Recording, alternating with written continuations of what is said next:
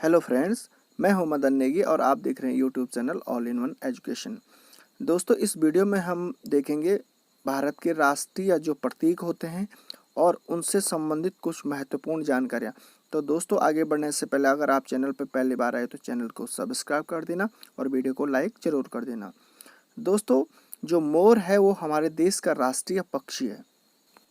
Friends, मोर के अद्भुत सौंदर्य के कारण ही भारत सरकार ने 26 जनवरी 1963 को इसे राष्ट्रीय पक्षी घोषित किया है।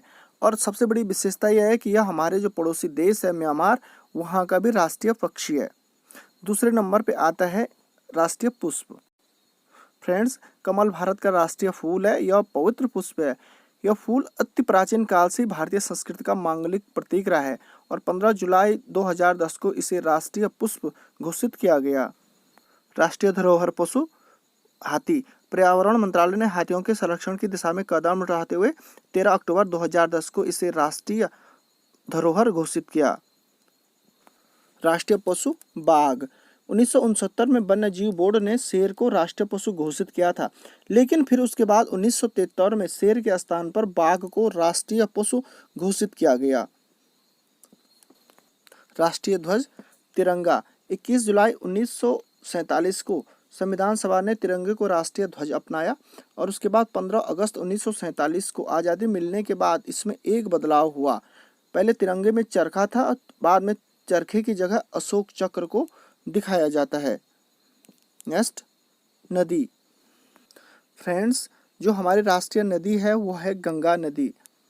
4 नवंबर 2008 को केंद्रीय मंत्रिमंडल ने गंगा को राष्ट्रीय नदी घोषित किया गया और इसके साथ ही साथ नदी को प्रदूषण और समस्याओं से मुक्त करने के लिए उच्च अधिकार प्राप्त गंगा नदी प्राधिकरण गठित करने का भी फैसला किया गया। इस प्रकार से गंगा नदी हमारी राष्ट्रीय नदी हुई। राष्ट्रीय मुद्रा रुपया।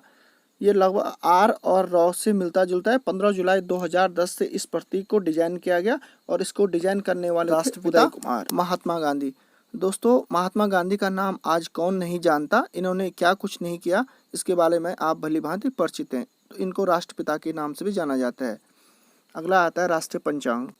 शक संवत भारत का राष्ट्रीय कैलेंडर है और इसको 22 मार्च 1957 से अपनाया गया था।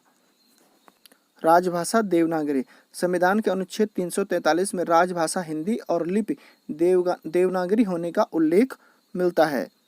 नेक्स्ट आता है भारत का राष्ट्रीय खेल। फ्रेंड्स, हमारे देश का राष्ट्रीय खेल है हॉकी। 1928 से लेकर के 1956 तक का समय हॉकी के लिए स्वर्णकाल कहा जाता है, जिसमें हमारे हॉकी टीम ने लगातार 6 ओलंपिक स्वर्ण पदक प्राप्त किए थे और इसको गोल्डन पीरियड कहा जाता है हॉकी का, और ये हमारा राष्ट्रीय खेल है। और अंत में आता है राष्ट्रीय वाक्य। सत्यमेव जयते हमारा राष्ट्रीय वाक्य है। दोस्तों, भारत का राष्ट्रीय आदर्श वाक्य है सत्यमेव जयते और इसका अर्थ है सत्य ही जीतता है और सत्य की ही हमेशा जीत होती है। तो दोस्तों, ये थे कुछ भारत के राष्ट्रीय प्रतीक। होप सो आपको वीडियो अच्छी लगी होगी। वीडियो अच्छी लगी होगी तो लाइक कर देना।